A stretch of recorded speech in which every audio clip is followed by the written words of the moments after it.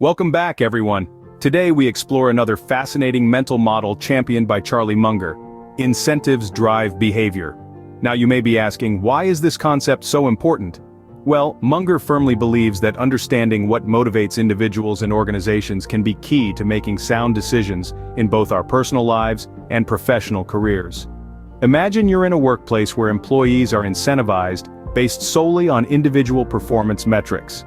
This could lead to a situation where personal achievements take precedence over team efforts, potentially hindering the success of the organization. Now, let's take a moment to think about the financial markets. Investors are often driven by the incentive to maximize returns, which can lead to herd behavior and the creation of market bubbles that inevitably burst. Whether it's the promise of a financial reward, recognition, or a sense of accomplishment, understanding these drivers allows us to predict and influence behavior. So, let's dive deeper into this intriguing concept. Now, let's delve into some real-life examples where incentives drive behavior. Picture a typical workplace environment. Imagine if the employees are rewarded based on individual performance metrics alone. What do you think would happen? It's likely they'll start prioritizing personal achievements over team efforts. Sounds counterproductive, right? It can actually hinder teamwork and affect the overall success of the organization. Now let's shift our gaze to the financial markets. Here, investors are often motivated by the incentive to maximize returns. This can lead to a phenomenon known as herd behavior, where everyone follows the same investment trends, often creating market bubbles that eventually burst. Not an ideal situation, is it? This brings us to an important point Munger makes about incentives. He encourages us to align incentives with desired outcomes.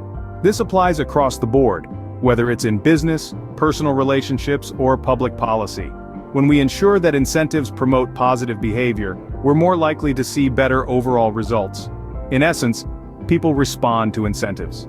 Whether it's a financial reward, recognition, or a sense of accomplishment, these drivers can help us predict and influence behavior. However, Munger also warns about the potential for unintended consequences. In some cases, poorly designed incentives can lead to unethical behavior or shortcuts that compromise long-term success. Let's consider sales targets in a company. If employees are solely motivated by meeting short-term sales goals, they might resort to aggressive sales tactics. This could harm customer relationships and damage the company's reputation. So, while incentives can drive positive behavior, they can also lead to negative outcomes if not thoughtfully designed. Incentives are a powerful tool, but like any tool, they need to be used wisely. In the words of Munger, we need to be mindful of these driving forces, align incentives with desired outcomes, and anticipate potential pitfalls. By doing so, we can create environments that encourage positive behavior and deter negative actions. That's the power of understanding how incentives drive behavior. It's a simple concept, but its implications are profound. So the next time you're trying to understand why someone's acting a certain way, ask yourself, what incentives are at play? Now, let's consider the potential pitfalls of incentives.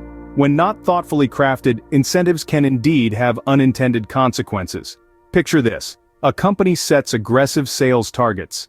The employees, eager to meet these targets, might resort to high-pressure sales tactics. On the surface, it seems like a win-win. The company achieves its sales goals, and employees earn their bonuses. But what about the customers?